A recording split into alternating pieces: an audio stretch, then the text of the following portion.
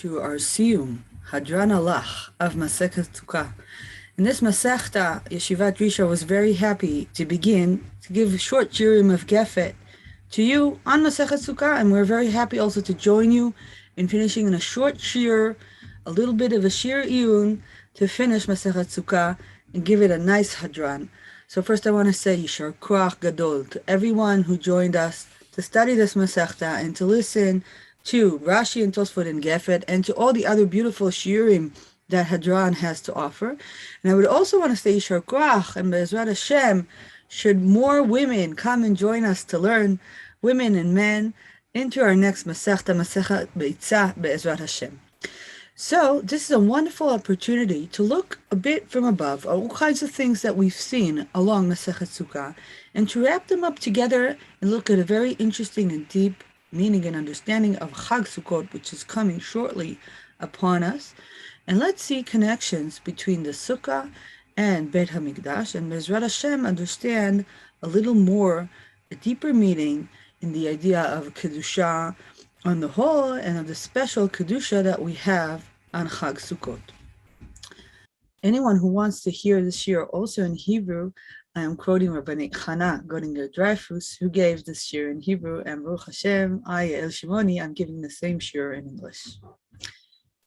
So in Masechet Sukkah, in the first parak and also in the second parak, and also along the Masechet, we have many different places that we see an interesting connection between the Mikdash and Kodesh HaKodeshim to the Sukkah.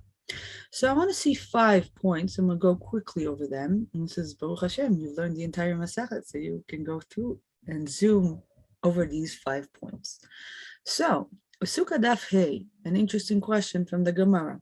The Gemara asks, how do I know that a Sukkah that is only gavoha, for only in the height of Asarat Tfachim, is pasul? It can't be lower than Asarat Tfachim. Asarat Tfachim is not very high. A tefach is about this size, and 10 of these reaches a very short area, very close to the ground. When the Gemara asks this question, I would expect that the answer would be, why can't I have such a short sukkah? Because I need to live in the sukkah. Teshvu ke'en taduru. The sukkah should be like a house, and living in something so small, it's more like living like a dog. It's not living like a person. That's what I would have thought that the Gemara would say. But surprisingly, the Gemara says, how do I know a sukkah that is less than 10 tfachim is pasul? Minalan, from where? Aron, the Aron Abrit in Kodesh HaKodeshim, was high, Tishat Tfachim, 9 Tfachim, and the Kaporet was another Tefach. So this is Asara. So why is the Sukkah pasul if it's below Asara? Because of the Aron in the Beit Mikdash. Asks the Gemara, how could this be? Didn't the Sukkah come down?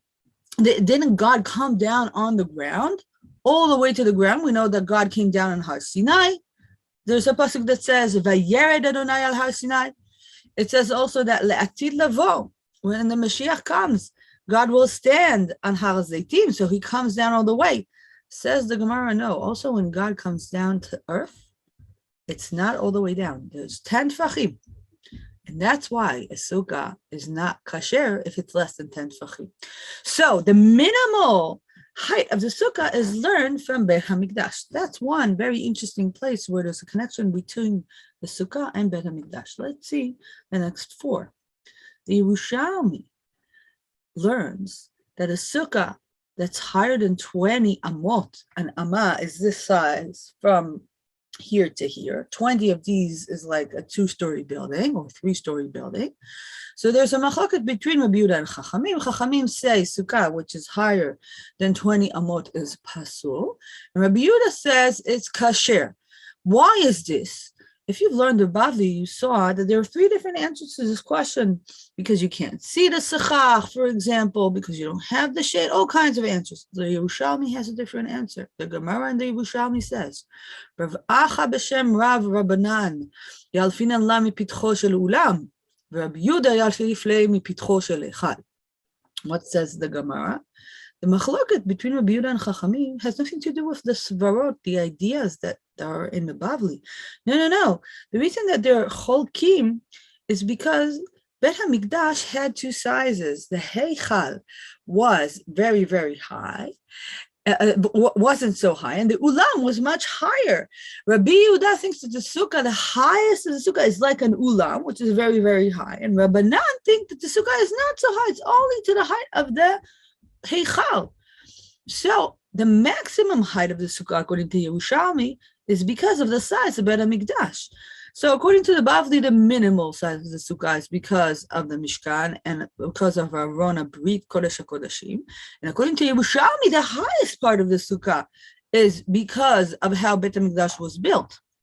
Let's continue to another Yerushalmi.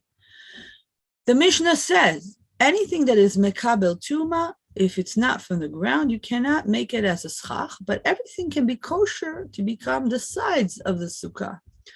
The Gemara asks, how do we know that there's a difference between the schach and between the sides, that the sides can be kosher with anything, but the schach has to be only something that is gidulo min haaretz, that is from the ground? Says Rabbi Yasa b'shem Rabbi Chama bar Chanina, v'sakota al ha'aron et hakaporet, mikan shehadofen karui schach. Says Rabbi Yasa b'shem Rabbi Chanina, when you read the Torah, the description of the kaporet, you hear the word sukkah, v'sakota al ha'aron, and that's why you learn the dinim of sukkah from the kaporet. So we see another place that when we have a din of sukkah, we go and learn it from Kodesh HaKodashim. Now back to the Bavli, Sukkah Daf Tet. Amar Rav Sheshet Mishum Rabbi Akiva, minayin le'atzei sukkah she'asurim kol shiv'ah. The Gemara asks, Rav Sheshet is asking, and he says, in the name of Rabbi Akiva, that once I build the sukkah is muktzeh lemitzvah. I cannot use anything that I used to build the sukkah for anything else. It has to be muktzeh lemitzvah. How do we know this din? Says Rav Sheshet, because of the pasuk Chag Sukkot Shivat Yamim LaHashem, and says Rabbi Yehuda ben Betera, the same way that Shem Shamayim is Chal ala Chagiga, the same way Shem Shamayim is Chal on the Sukkah. Chag Sukkot Shivat Yamim, also Chag Sukkot Yamim. Where do we learn that the Sukkah is Muktzeh Mitzvah? From the world of Korbanot. The Sukkah is like a Korban. So we saw that the minimum height of the Sukkah is because of the height of Arona Brit. We saw that the highest part of the Sukkah, according to Yerushalmi, is because of Beit HaMikdash. We saw that the fact that you can do kinds of things in Schach and Dafnot, we learned that also from the Kaporet in the Yerushalmi, and now in Daf Tet in Sukkah, we learn that another din in Sukkot is from the Korbanot, Muktzeh Mechamat Mitzvah. We keep learning from the Mikdash. Let's see another example.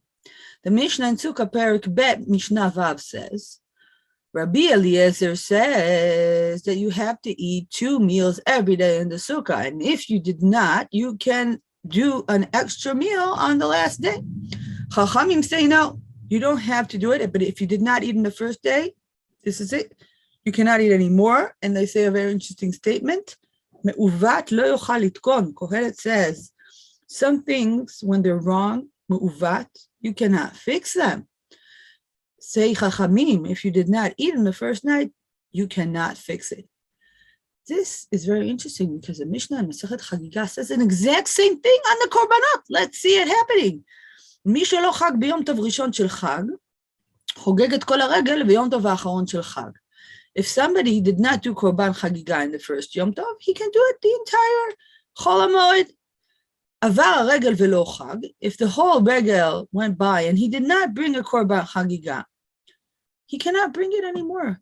That is said, Me'uvat lo yochal litkon, mechisaron lo yochal limanot. The same pasuk that Chachamim brought to tell you that you cannot do tashluming for missing a meal in Sukkot.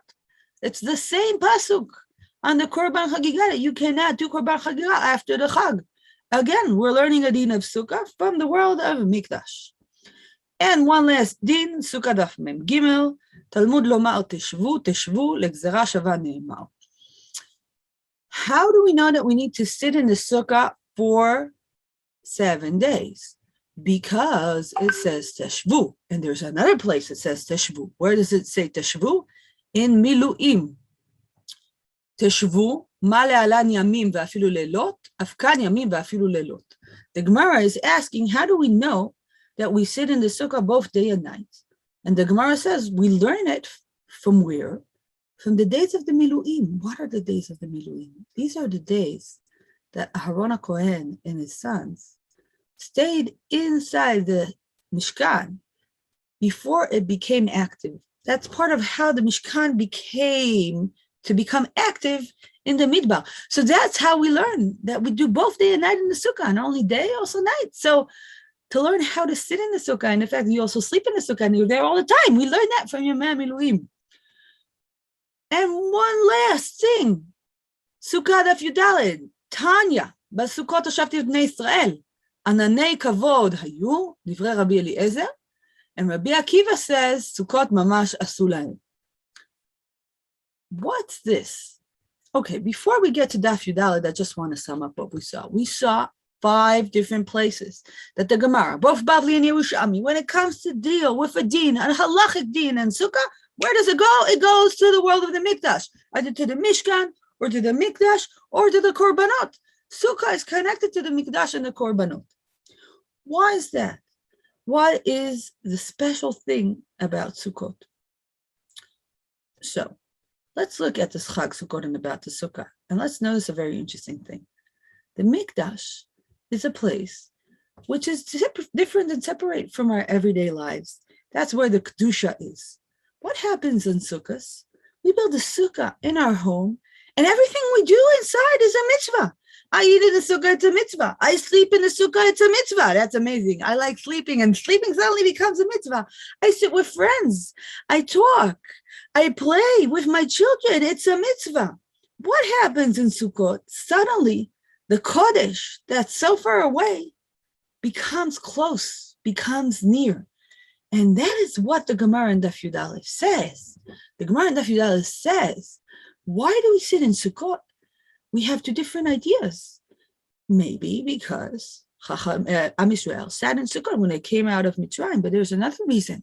Rabbi Eliezer says it's because of Ananei HaKavod. What's Ananei HaKavod? When we came out of Mitzrayim, God himself was our Anan. He was keeping us in his Shechina, even though there was no Beit Mikdash. Our everyday lives were part of the world of Kedusha. And you should notice that halachically, there is a special inyan to think about the dvarim of Rabbi Eliezer about Ananei HaKavod in the Kiddush of the first day on Sukkot. When we go into Sukkot, and the first thing we do is we're Mekadesh, there's a thought that we should think halachically. We need to think about these Ananei HaKavod. So let's look at what we saw. We saw that the size of the Sukkah and the way the Sukkah is built, we learned that from the Mishkan.